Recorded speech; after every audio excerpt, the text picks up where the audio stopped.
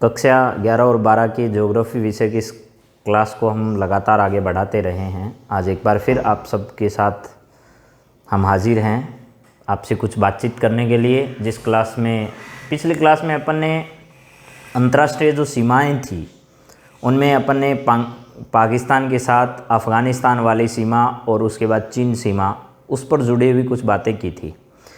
आज एक अन्य देश के साथ और लगभग आज जितने देश के साथ अपनी ऊपर की तटीय सीमाएं स्पर्श करती है उनकी बातचीत लगभग पूरी हो जानी चाहिए, ऐसी मेरी कोशिश है।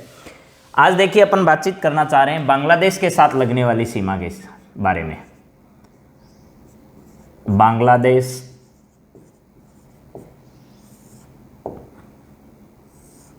के साथ जो सीमा लगती है उसकी बातचीत अपन करने वाले हैं। सबसे पहले आपको बता दूं, इस सीमा की लंबाई लगभग 4096 किलोमीटर है। ये अंतर्राष्ट्रीय सीमा अपनी और सबसे लंबी है, ये भी ध्यान रखना, ठीक है। सबसे लंबी भी है। सबसे ज़्यादा हमारी जो अंतर्राष्ट्रीय सीमा है वो बांग्लादेश के साथ ही लगती है, ऐसा आप लोगों को मालूम भी होगा। इस सीमा का निर्धारण किसने किया, तो वही बात और क्या कहते हैं इसका भी निर्धारण, जैसे आपको मालूम है पीछे वीडियो मैंने बताया था, पहले ये पूर्वी पाकिस्तान और पश्चिमी पाकिस्तान ऐसे दो अलग अलग देश नहीं थे, एक ही देश था। एक को कहा जाता था पूर्वी पाकिस्तान, एक को पश्चिमी पाकिस्तान। तो ये पूर्वी पाकिस्तान था, इसका मतलब ये भी रेखा पाकिस्तान और भारत के बीच थी, तो इसका भी नाम उस समय रेड क्लिफ रेखा ही था। क्या था? रेड क्लिफ रेखा। और इसको ही सर रेड क्लिफ ने ही तय किया था, सर रेड क्लिफ ने, ठीक है। और इसी को रेड क्लिफ रेखा भी कहा जाता था, आपको मालूम है, क्योंकि ये बांग्लादेश पहले पाकिस्तान का हिस्सा था, तो इसका नाम भी रेड क्लिफ रेखा ही था। तो ऐसी जानकारियों के साथ साथ अपन धीरे धीरे आगे बढ़ रहे हैं और आज अपन बातचीत करने वाले हैं कि कौन कौन से देशों के साथ अपनी अन्य सीमाएं भी लगती है और उनको कैसे परिभाषित करेंगे। लेकिन उससे पहले आपको ये भी जानकारी होनी चाहिए कि बांग्लादेश जो सीमा है उसके ऊपर भारत के कौन कौन से स्टेट हैं। देखिए, ऐसे कुछ ऊपर से ऐसे त्रिकोणीय भाग के रूप में ऐसे बांग्लादेश अपने साथ सीमा बनाता है इधर से, और इसके बाद थोड़ा सा नीचे से होता हुआ, और ये जो भाग है ये ऐसे है कुछ, फिर ऐसे नीचे है, और ये भाग ऐसे आते हुए ऐसे अपनी कुछ सीमा बांग्लादेश के साथ लगती है, ठीक है। ये ऐसा कुछ भाग अपना बांग्लादेश है, मान लो। अब देखिए इधर जो अपना स्टेट है पूरा, कौन कौन से राज्य इसके साथ अपने सीमा बनाते हैं उसकी बात अपन करते हैं। अगर तो आप लोगों को कुछ जानकारियां हो, इसके लिए अपन एक एक राज्य के होते हुए बात करेंगे। ये इधर वाला जो अपना स्टेट है इसका नाम है पश्चिमी बंगाल। क्या नाम है? पश्चिमी बंगाल है। ये पूरा पश्चिमी बंगाल है इधर वाली साइड। फिर इधर ऊपर चलेंगे तो अपना एक राज्य है जिसका नाम है असम। उस असम के साथ इसकी सीमा स्पर्श करेगी, असम के साथ। असम के बाद आपका आता है मेघालय। इस मेघालय के साथ सीमा स्पर्श करेगी, किसकी? बांग्लादेश की। ये बांग्लादेश है ये, ठीक है। तो आपको याद होना चाहिए। और आज़ाद इसको किसने कराया? भारत ने करवाया। कब करवाया? 1971 में करवाया। 1971 की जब भारत और पाकिस्तान के बीच युद्ध हुआ, उस युद्ध का मेन कारण ये सिर्फ बांग्लादेश ही था, बस ये मान लो आप लोग, समझ गए। अब देखिए इसके बाद ये जो राज्य है, अब एक बात बहुत ध्यान से समझना, इधर असम है वो ऊपर भी, मेघालय से ऊपर भी इसके साथ सीमा बनाता है, और मेघालय के बाद वापस इधर से होता हुआ कुछ सीमा यहाँ भी किसके साथ लगती है? असम की। यानी इसका मतलब असम बांग्लादेश के साथ 2 बार सीमा बनाता है, ठीक है। असम जो है वो बांग्लादेश के साथ कितनी बार सीमा बनाता है? 2 बार सीमा बनाता है। यहाँ एक राज्य है जिसका नाम है त्रिपुरा। क्या है? त्रिपुरा। और इधर आप लोगों को मालूम ही है क्या है? मिजोरम है, मिजोरम। इतनी बात याद होगी प्यारे बच्चों। देखिए तो अब अपन इसको क्रम से लिख लेते हैं। यहाँ सबसे पहला राज्य कौन सा है? पश्चिमी बंगाल है। पश्चिमी बंगाल दीदी का राज्य है, ममता का। आपको मालूम है केंद्र सरकार के साथ ज़्यादा बनती नहीं है कभी भी। इसके बाद है असम, दबंग है ममता दीदी, असम। इसके बाद 3 नंबर मेघालय, और मेघालय के बाद किसकी सीमा वापस लगती है? असम की सीमा ही वापस लगती है, ठीक है। असम की सीमा 2 बार स्पर्श करती है, ये ध्यान रखना। उसके बाद 5 नंबर क्या है? त्रिपुरा है। ठीक है, त्रिपुरा के बाद वापस क्या है, मिजोरम है। आपको इतनी बातें तो कम से कम बच्चों याद होनी चाहिए। मिजोरम, ये बात होने के बाद आपको ये लगता होगा कि 2 बार अगर सीमा स्पर्श करती है तो हो सकता है ये सीमा मैक्सिमम लगती हो, नहीं।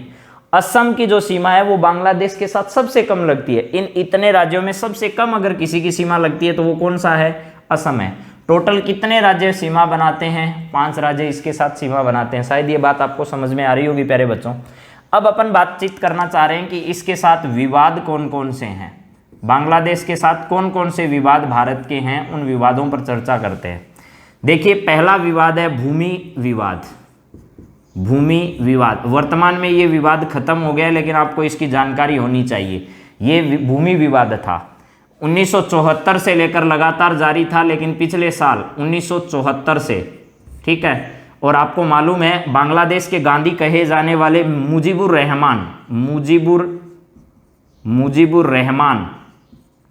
ये मुजीबुर रहमान जो थे, इन मुजीबुर रहमान को भारत ने पाकिस्तान की जेल से आज़ाद करवाया और बांग्लादेश को भी भारत ने पाकिस्तान के शिकंजे से आज़ाद करवाया था।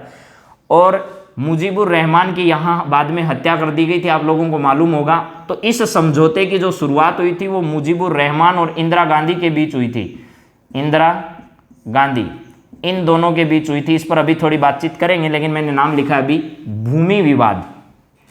दूसरा क्या है, दूसरा है, आप लोगों को याद होगा, एक चकमा शरणार्थियों की समस्या है। कौन सी, चकमा शरणार्थी, ये बड़ी समस्या है भारत के सामने। तीसरा पॉइंट याद रखना है प्यारे बच्चों आप लोगों को, तीस्ता नदी जल विवाद, तीस्ता विवाद भी किसके साथ है अपना, वो भी बांग्लादेश के साथ है। चौथा याद रखना है फरका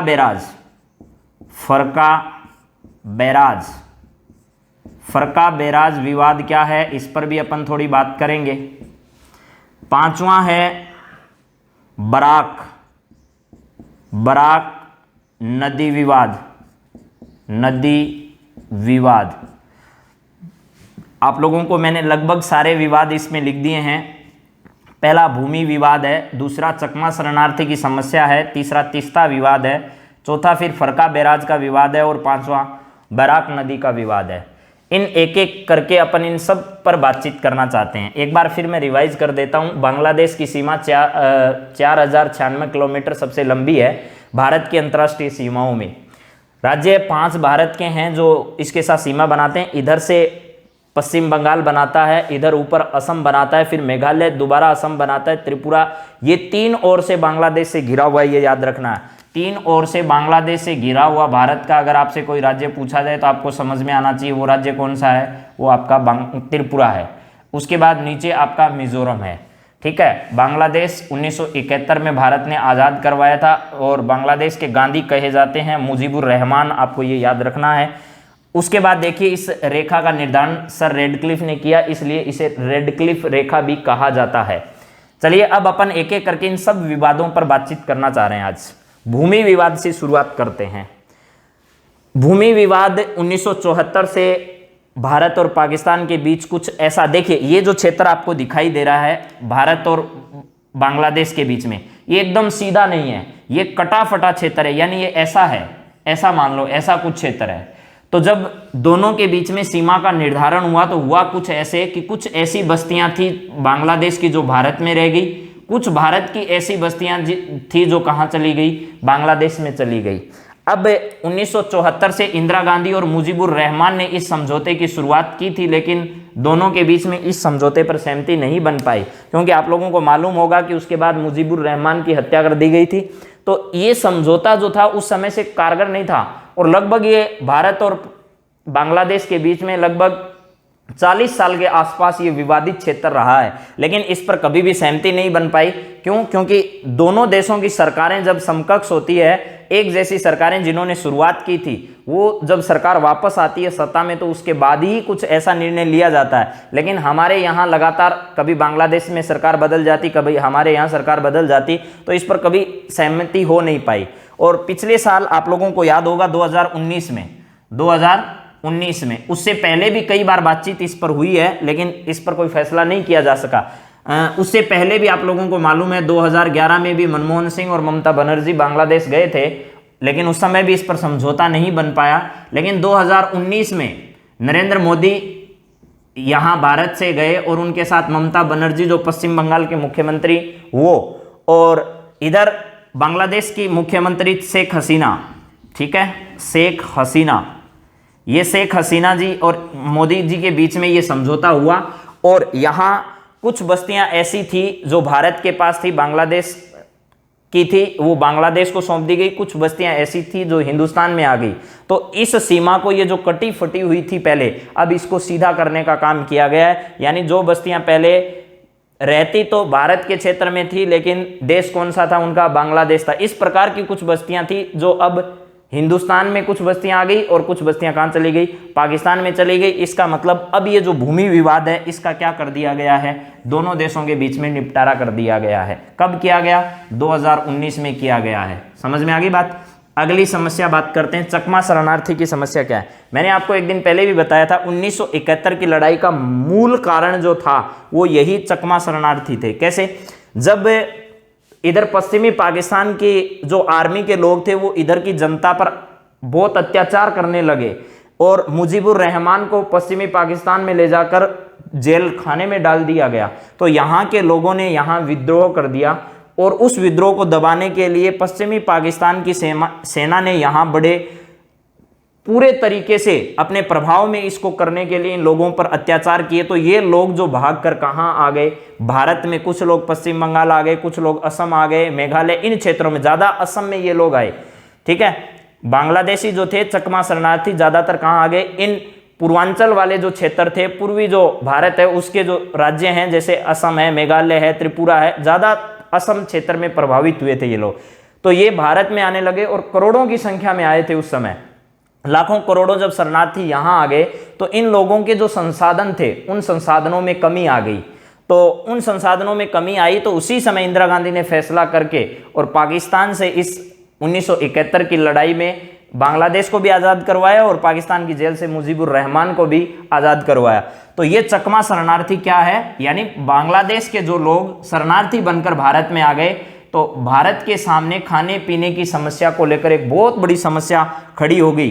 वो समस्या कौन सी थी, चकमा शरणार्थी। और भारत चकमा शरणार्थियों को कुछ समय तक भोजन पानी सब की व्यवस्था करवाई गई, लेकिन बाद में जब बांग्लादेश आज़ाद हुआ तो ये तय किया गया कि इन चकमा शरणार्थियों को कहाँ भेजा जाए, वापस बांग्लादेश भेजा जाए। और आप लोगों को मालूम होगा लेकिन अभी तक पूरे सब के सब बांग्लादेशी वापस नहीं जा पाए हैं और सरकार धीरे धीरे इनको वापस भेजने का प्रयास भी कर रही है। और ये जो नागरिकता संशोधन बिल है, ऐसे बिल हैं, इनके माध्यम से असम में सबसे ज़्यादा लोग रजिस्टर्ड किए गए, लगभग 74,000 के आसपास लोगों को इस एनआरसी में नाम आया है इन लोगों का। यानी इन लोगों को वापस कहाँ भेजा जाएगा, बांग्लादेश भेजा जाएगा। तो आप लोगों को ये बात समझ में आ गई होगी। दूसरा, चकमा शरणार्थी क्या है, यानी 1971 में कुछ लोग शरणार्थी बनकर भारत के अनेक राज्यों में जैसे असम है, मेघालय, इन राज्यों में आ गए और भारत सरकार उनको वापस भेजने का प्रबंधन कर रही है। ये जो समस्या है वो कौन सी है, चकमा शरणार्थियों की समस्या है।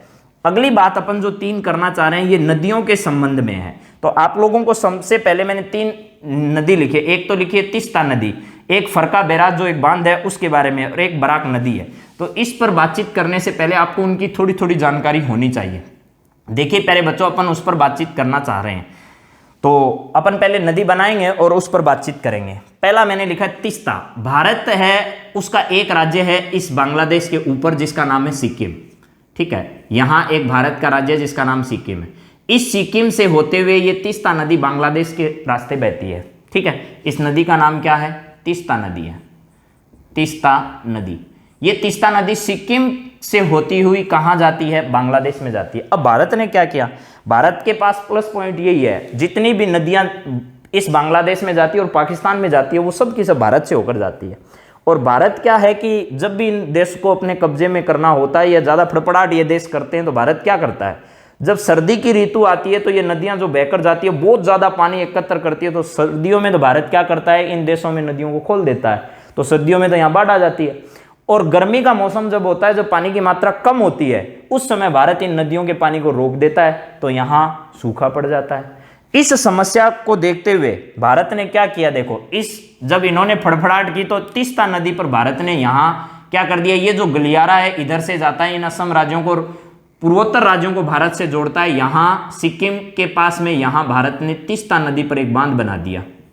क्या कर दिया, तीस्ता नदी पर एक बांध बना दिया। अब ये तीस्ता नदी पर बांध बनाने के बाद भारत ने क्या किया, जैसे ही सर्दी आती है, सर्दी में तो इस बांध को क्या कर देते हैं भारत वाले, खोल देते हैं, और जैसे ही गर्मी आती है इस बांध को बंद कर देते हैं, तो पानी आगे जा नहीं पाता। तो ये समस्या बांग्लादेश के सामने आई कि सर्दी में तो हमारे यहाँ बाढ़ आ जाती है जब आप पानी ज़्यादा छोड़ते हो, और गर्मियों में आप पानी छोड़ते नहीं हो तो हमारे यहाँ सूखे की स्थिति पैदा हो जाती है। इस पर यहाँ की सरकारों ने विवाद दर्ज किया, और उस विवाद का नाम क्या रखा गया, उसी विवाद को कहा गया तीस्ता विवाद। क्या कहा गया, तीस्ता विवाद। और लगातार कोशिश हो रही है इस तीस्ता विवाद को सुलझाने की, दोनों सरकारों के बीच में लगातार कोशिश होती रहती है, और भारत अब ऐसा नहीं करता है। भारत पर्याप्त मात्रा में जैसा रेगुलर पानी देता है वैसा बांग्लादेश को पानी देता रहता है। चलिए अगला मुद्दा जो अपना है वो है फरका बैराज। फरका मुद्दा क्या है वो सुनते हैं पहले अपन, फिर बराक वाली बात करेंगे। फरका विवाद भारत और बांग्लादेश के बीच में बहुत एक अच्छा पॉइंट है जिसके बारे में जानकारी अपने को होनी ही चाहिए। वो क्या चीज़ है उसके बारे में सुनिए। भारत की एक नदी है जिसका नाम है गंगा। कौन सी नदी है प्यारे बच्चों, गंगा नदी है।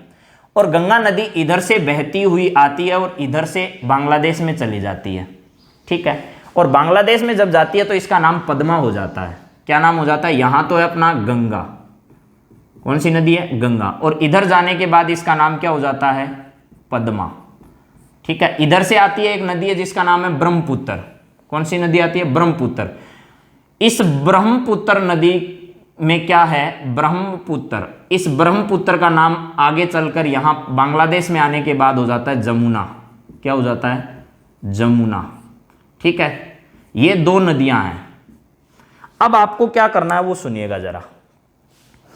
आपने को इतनी बात समझनी है कि फरका विवाद क्या है दोनों देशों के बीच में। फरका विवाद, फरका बैराज क्या बीमारी है वो समझनी है। भारत क्या करता है कि भारत के इधर से एक नदी बहती है, यहां से होकर पश्चिम बंगाल में इधर एक नदी जाती है यहां, और इस नदी का नाम है हुगली नदी। कौन सी नदी है प्यारे बच्चों, हुगली नदी, हुगली नदी। और यहां पश्चिमी बंगाल में एक बंदरगाह है, कलकत्ता बंदरगाह। कौन सा है, कलकत्ता बंदरगाह, बंदरगाह। बात समझ में आ रही है आपको। और यहां एक बंदरगाह और है, आप लोगों को सबको याद होगा शायद ये बंदरगाह कौन सा है, ठीक है। अब देखिए क्या होता है, जब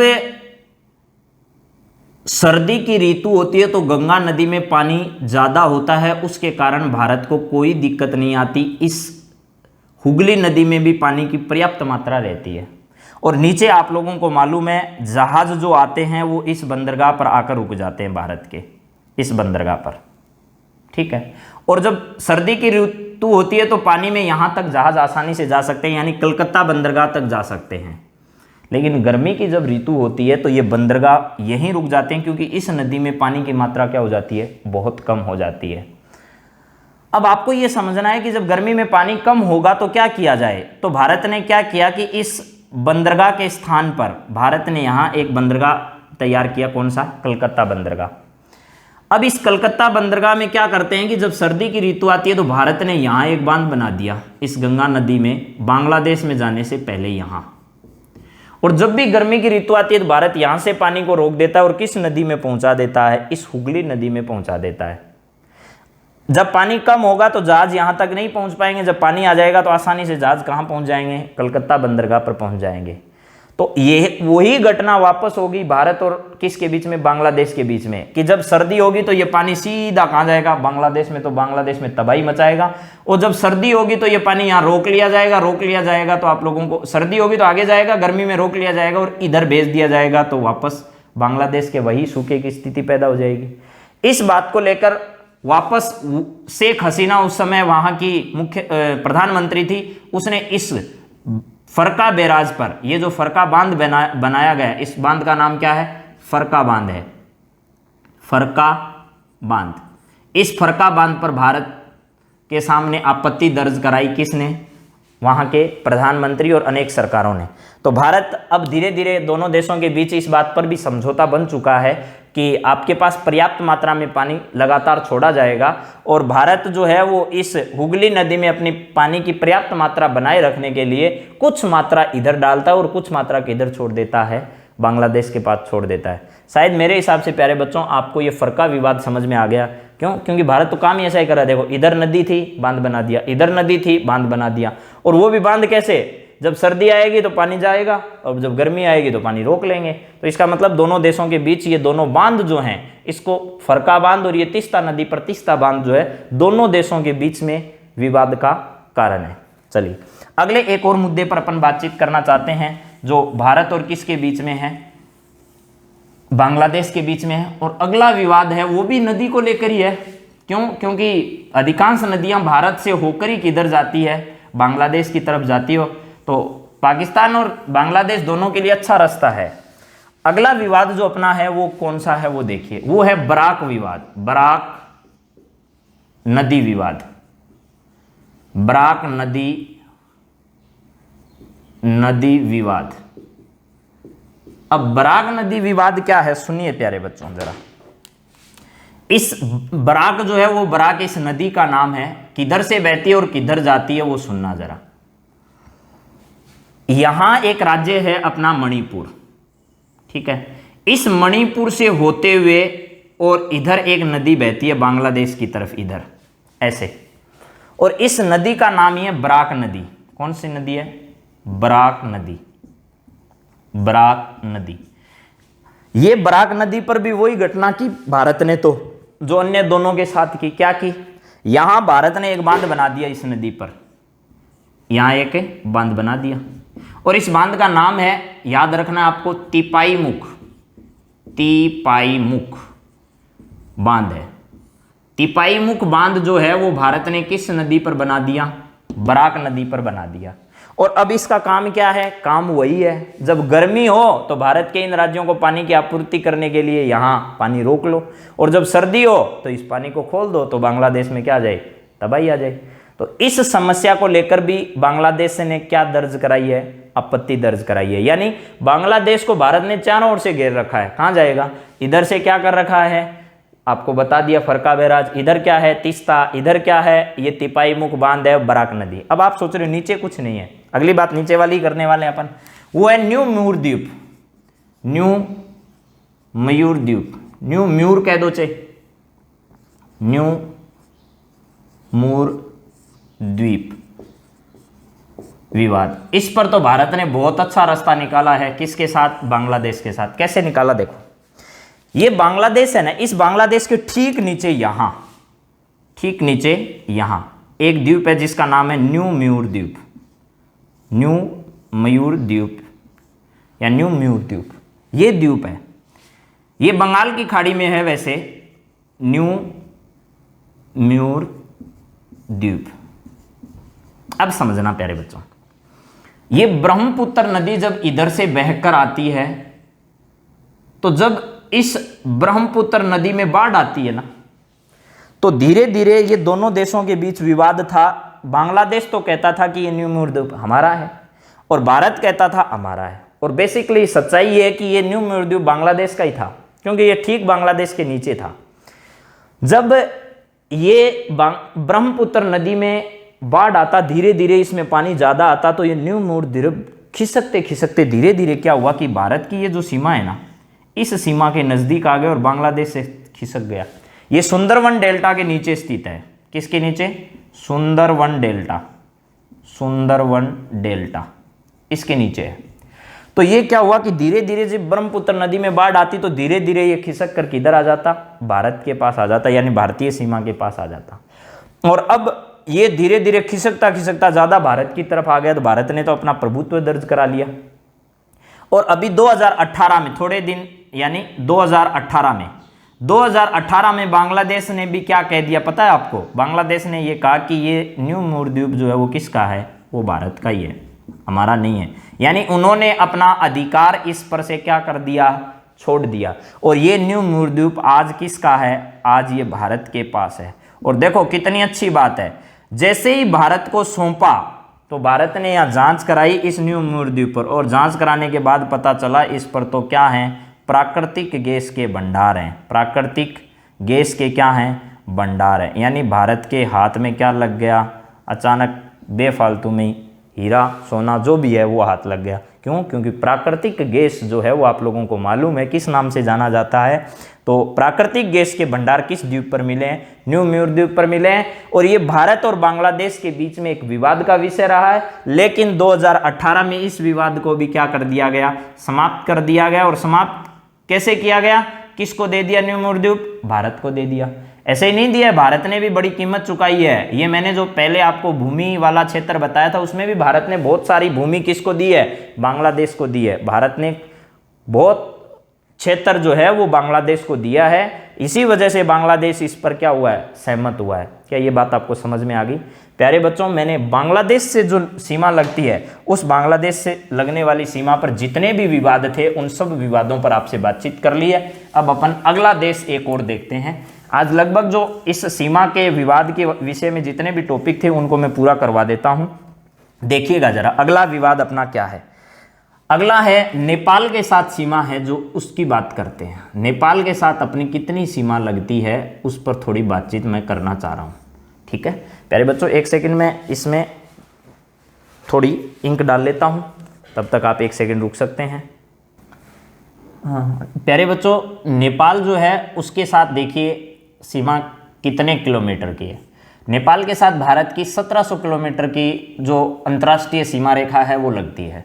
देखिए भारत में कुछ इस प्रकार आपको याद होगा कि सीमाएं भारत की स्पर्श होती है, ऐसे यहाँ से लेकर ये जो क्षेत्र आपको दिखाई देता है हमेशा, ठीक है, ये सीमा जो है वो भारत की किसके साथ लगती है, ये नेपाल है। यहाँ नेपाल है। और ये जो अंतर्राष्ट्रीय सीमा है वो उत्तराखंड से शुरू होती है। कहाँ से शुरू होती है? उत्तराखंड से। और उत्तराखंड देखिए कौन कौन से राज्य लगते हैं उस पर बातचीत कर ही लेते हैं साथ ही साथ। नेपाल के साथ भारत की 1700 किलोमीटर की सीमा लगती है। और भारत के साथ भारत के ऐसे कौन कौन से राज्य हैं जो किसके साथ सीमा बनाते हैं, नेपाल के साथ सीमा बनाते हैं। तो सबसे पहले देखिए भारत का एक यहाँ स्टेट है जिसका नाम है उत्तराखंड। उत्तराखंड उत्तराखंड इधर है। उसके बाद नीचे रह गया उत्तर प्रदेश यानी यूपी। यूपी भारत के साथ सीमा बनाता है, नेपाल के साथ सीमा बनाता है। उसके बाद देखिए यहाँ है बिहार। बिहार भी किसके साथ सीमा बनाता है? नेपाल के साथ सीमा बनाता है। इधर ये एक स्टेट आपको याद होगा जिसका नाम है सिक्किम। ठीक है, ये सिक्किम भी किसके साथ सीमा बनाता है? ये नेपाल के साथ। तो नेपाल के साथ भारत के कौन कौन से राज्य हैं जो मिलकर 1700 किलोमीटर की सीमा रेखा का निर्धारण करते हैं? तो पहला आप लोगों को ऊपर से इधर याद करना है। तो पहला है आपका उत्तराखंड। उत्तराखंड। दूसरा आप लोगों को याद है, इधर मैंने लिखा है यूपी। तीसरा आप लोगों को याद है वो है आपका बिहार। बिहार के बाद अगला है आपके पास सिक्किम। चौथा क्या है? सिक्किम है। ये इतने स्टेट जो हैं वो किसके साथ सीमा बनाते हैं? नेपाल के साथ सीमा बनाते हैं। और आप लोगों को मालूम होना चाहिए कि वर्तमान में नेपाल और भारत के बीच में एक ही विवाद है। ठीक है, ऐसे छोटे मोटे विवाद हो सकते हैं और, लेकिन वर्तमान में 2019 के लास्ट में बहुत चर्चा में रहा था और बहुत इंपॉर्टेंट है, जिसका नाम है काला पानी विवाद। काला पानी विवाद क्या है? ये विवाद समझना प्यारे बच्चों जरा एक बार। 9 नवंबर 2019 की घटना बताता हूं आप लोगों को। 9 नवंबर कब की? 2019 की। 9 नवंबर 2019 को भारत के गृह मंत्री हैं, कौन है आप लोगों को मालूम है? ठीक है, उसके मंत्रालय से एक भारत का मैप, नया मैप। और मैप क्यों जारी किया? क्योंकि आप लोगों को मालूम है उन्होंने 28 राज्य और 9 यूटी उस समय किए थे। आज 9 नहीं, आपको बताएंगे ये बात भी। लेकिन 9 नवंबर की तारीख को गृह मंत्रालय से भारत का एक नया नक्शा जारी हुआ जिसमें 28 राज्य और 9 केंद्र शासित प्रदेशों को दिखाया गया। उस मैप में उत्तराखंड का पिथौरागढ़ एक जगह है। उत्तराखंड की कौन सी जगह है? पिथौरागढ़। पिथौरागढ़। इस पिथौरागढ़ नाम में इधर कॉर्नर पे एक जगह है जिस क्षेत्र का नाम है काला पानी। क्या नाम है? काला पानी। ये क्षेत्र जो है वो भारत ने अपने नए मैप में दर्शा दिया। कौन सा क्षेत्र? काला पानी क्षेत्र। अब इस कालापानी क्षेत्र को भारत ने अपने नक्शे में दिखाया तो नेपाल को इस पर आपत्ति हुई। नेपाल ने कहा ये कालापानी क्षेत्र किसका है, हमारा है। और नेपाल में बड़े स्तर पर वहाँ विरोध प्रदर्शन भी हुए थे इस समय। लेकिन भारत ने यह स्पष्ट कर दिया कि ये कालापानी जो क्षेत्र है, हमने आपके किसी भी क्षेत्र पर अतिक्रमण नहीं किया है। ये कालापानी क्षेत्र हमारे उत्तराखंड राज्य के पिथौरागढ़ स्थान का जगह है, जहां हमारा इंडो तिब्बत जो सीमा पुलिस बल है वो पुलिस बल यहाँ रहता है और उसके अधिकार क्षेत्र में ये है। तो आपको समझ में आ गया, बहुत इंपॉर्टेंट है कालापानी क्षेत्र। मैंने बता दिया 9 नवंबर 2019 की ये घटना है जब भारत ने नया नक्शा भारत का जारी किया था। लद्दाख और जम्मू कश्मीर को केंद्र शासित प्रदेश बनाने के बाद जो नया नक्शा जारी किया था उसमें यह कालापानी क्षेत्र भारत ने अपना दर्शाया था, जिस पर आपत्ति किसने दर्ज कराई थी, नेपाल ने। तो नेपाल विवाद आपको समझ में आ गया होगा, एक ही विवाद है। सीमा आपको 1700 किलोमीटर बता दी, राज्य उत्तराखंड, यूपी, बिहार और सिक्किम है। अगले देश की ओर अपन थोड़ा सा बढ़ते हैं। अब ज़्यादा नहीं बचा है, आप लोगों को मालूम है कि अब कौन कौन से देश और बचे हैं, सिर्फ नाम मात्र ही आपको जानकारियाँ याद करनी है अब तो। इसके बाद आता है आपके पास भूटान। भूटान के साथ कौन कौन सी सीमा है देखिए। भूटान तो याद करने में भी बिल्कुल आसान रहेगा। देखिए ये मैंने यहां बनाया आपका सिक्किम, क्या बनाया था, सिक्किम। इस सिक्किम के बाद ये जो नीचे वाली जगह मैंने दर्शा रखी है आपके पास, ये वाली, ये कौन सा देश है, भूटान है। ऊपर आपको मालूम है पहले तिब्बत के नाम से जाना जाता था, लेकिन वर्तमान में चीन ही है पूरा, ठीक है, ये चीन है। ऊपर तो इसकी सीमा चीन से है, लेकिन भारत के कौन कौन से स्टेट इसके साथ सीमा बनाते हैं तो देखिए, पहला 1 नंबर आपको याद हो गया सिक्किम है। नीचे यहां कौन सा स्टेट है आप लोगों को मालूम होगा, इधर कौन सा स्टेट है आपको मालूम होगा, बस इतनी चीज याद करनी है।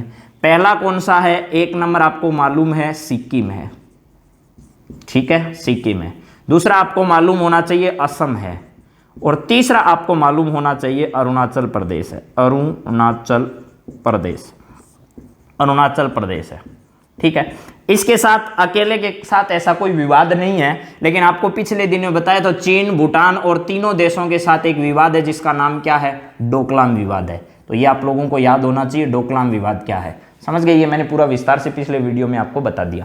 अब एक देश और बच गया जिसके साथ अपने को अंतर्राष्ट्रीय सीमा पर बातचीत करनी है, और वो अंतर्राष्ट्रीय सीमा पर संबंधित देश जो है वो स्थलीय सीमा पर अंतिम देश है, और तटीय सीमा पर और ज्यादा बात करेंगे अपन, जिसका नाम है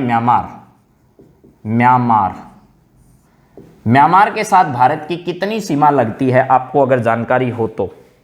सबसे पहले तो जानकारी ये होनी चाहिए कि म्यांमार के साथ भारत के कौन कौन से राज्य सीमा बनाते हैं, ठीक है। इस पर थोड़ी सी बातचीत मैं आपसे कर लेता हूं।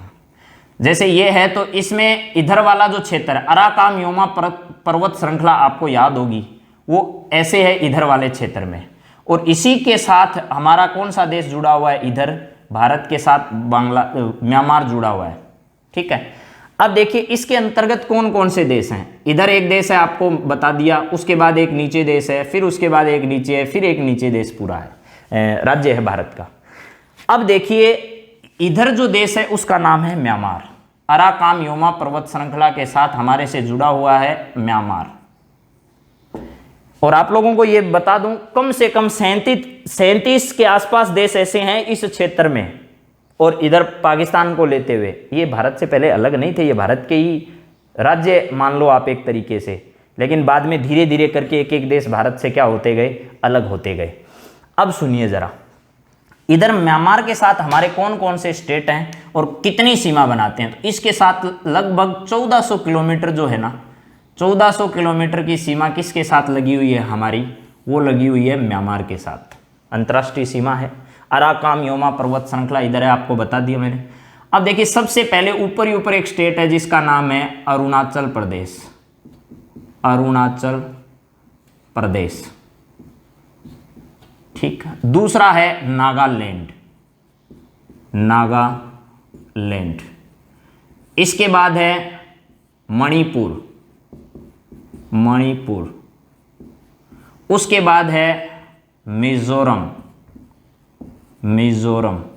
और इधर एक देश है जिसका नाम आप लोगों को मालूम है, त्रिपुरा है, मैंने पहले भी बता दिया। तो आप लोगों को कम से कम ये तो पता चल गया कि इधर अपने इसके साथ साथ कौन से ऐसे भारत के राज्य हैं जिनकी सीमा किसके साथ लगती है, म्यांमार के साथ लगती है। अब आपको ये भी याद होना चाहिए कि भाई म्यांमार के साथ भी भारत का कोई विवाद है क्या? एक विवाद है सिर्फ, रोहिंग्या विवाद जिसको कहते हैं, रोहिंग्या विवाद, रोहिंग्या शरणार्थी विवाद कह दो चाहे रोहिंग्या विवाद कह दो, एक ही है, शरणार्थी विवाद। ये भी बहुत लंबी चौड़ी कहानी है, लेकिन मैं शॉर्ट में आपको इसके बारे में बता देता हूं क्या है कहानी। इधर भारत के पूर्व की साइड में एक क्षेत्र था जिसका नाम है रखाइन प्रांत। उस रखाइन प्रांत में रहने वाली एक जनजाति है जिसका नाम है रोहिंग्या। कौन सी जनजाति? रोहिंग्या। ये मुसलमान है एक तरीके से, रोहिंग्या मुसलमान बोलते हैं इनको। ये रोहिंग्या मुसलमान जो जनजाति है ये म्यांमार पर अपने ऊपर अत्याचार हो रही बता रही है, और ये भारत में धीरे धीरे प्रवेश करके और भारत के इन क्षेत्रों से होते हुए वर्तमान में कहाँ पहुँच गई है? जम्मू कश्मीर में पहुँच गई है साहब। कहाँ पहुँच गई? जम्मू कश्मीर में। अब पता नहीं सरकारों को पता नहीं चलता या क्या चक्कर है, लेकिन इतना क्षेत्र कवर करते हुए पहले इधर वाले स्टेट में, फिर बांग्लादेश, बांग्लादेश से होते हुए धीरे धीरे वर्तमान में कहाँ पहुँच गए? रोहिंग्या पहुँच गए हैं जम्मू कश्मीर में। और ये जम्मू कश्मीर में शरणार्थी बनकर रह रहे हैं। और आप लोगों को मालूम है भारत में श्रीलंका से, भारत में नेपाल से, भारत में तिब्बत से, भारत चीन से, सब देशों से शरणार्थी भारत में आते हैं, सब देशों से। तो आप सोचिए, कल्पना करिए कि ये इतने देशों के शरणार्थी अगर भारत में आएंगे, जैसे नीचे से श्रीलंका, श्रीलंका से भी आते हैं, म्यांमार से भी आते हैं, बांग्लादेश से भी आते हैं, नेपाल से, भूटान से, इधर तिब्बत से, चीन से, सब देशों से अगर शरणार्थी आकर भारत में रहने लगेंगे तो भारत के मूल निवासियों का क्या होगा? इसी समस्या को ध्यान में रखते हुए भारत ने इस पर आपत्ति दर्ज कराई है, और यूएनओ ने वापस ये कहा है कि रोहिंग्या मुसलमानों को वापस कहाँ भेजा जाए? म्यांमार भेजा जाए, और म्यांमार सरकार इनको वापस लेने के लिए तैयार भी हो गई है। तो आप लोगों को ये मालूम होना चाहिए कि रोहिंग्या विवाद क्या है, और मूलतः ये रोहिंग्या कहाँ के हैं? मूलतः ये म्यांमार के हैं। म्यांमार में एक क्षेत्र है रखाइन प्रांत, उस रखाइन प्रांत के रहने वाले ये रोहिंग्या मुसलमान हैं, जो शरणार्थी बनकर पहले भारत के पूर्वी क्षेत्रों में आए, फिर बांग्लादेश से होते हुए वर्तमान में कहाँ पहुँच गए? जम्मू कश्मीर में। ये बहुत बड़ी तादाद है। आज वर्तमान में लगभग 2 करोड़ के आसपास, 2 करोड़ के आसपास शरणार्थी रहते हैं। तो ये भारत के लिए बहुत बड़ी समस्या है। इस समस्या का धीरे धीरे करते हुए, जैसे एनआरसी जैसे मुद्दे धीरे धीरे केंद्र सरकार लागू कर रही है, उनकी वजह यही है। तो शायद ये एक अच्छा कदम हो सकता है आने वाले समय में, लेकिन मेरा ये मानना है कि बहुत मुश्किल घड़ी है। तो शरणार्थियों की समस्या भारत के सामने एक बड़ी समस्या, एक बड़ी चुनौती है, जिसका सामना भारत सरकार बड़े अच्छे तरीके से कर रही है। और आने वाले समय में हो सकता है इन रोहिंग्या मुसलमानों को वापस कहाँ भेजा जा सकता है? म्यांमार में भेजा जा सकता है। और एक जानकारी और बताता हूँ, बांग्लादेश को जो भारत ने बस्तियाँ दी थी, एक छोटी सी बात और बता देता हूँ, ये जो भारत ने बांग्लादेश को बस्तियाँ दी थी, ये आपको ये याद करना है कि कौन सा संविधान संशोधन करके। देखो, आपको याद होना चाहिए, बिना संविधान में संशोधन किए भारत सरकार ना तो किसी देश को 1 इंच टुकड़ा दूसरे देश को दे सकता, और ना किसी दूसरे देश का 1 इंच टुकड़ा भी भारत ले सकता है। तो भारत ने संविधान में संशोधन करके ये बांग्लादेश को कुछ टुकड़े दिए हैं। तो आपको ये याद रखना है कि 101वां जो संविधान संशोधन है, 101वां CA कॉन्स्टिट्यूशन अमेंडमेंट जो भारत ने किया है, उसके तहत भारत ने ये बस्तियां किसको दी है? बांग्लादेश को दी है। तो प्यारे बच्चों, आज की क्लास को मैं यहीं समाप्त करूंगा। अगली क्लास में केंद्र शासित प्रदेश कितने हैं, प्लस द्वीपों की स्थिति क्या है, नेपाल के साथ भारत की कैसी स्थिति, श्रीलंका के साथ भारत की कैसी स्थिति है, इस विषय पर एक बार फिर आपसे मिलेंगे। जय हिंद, जय भारत।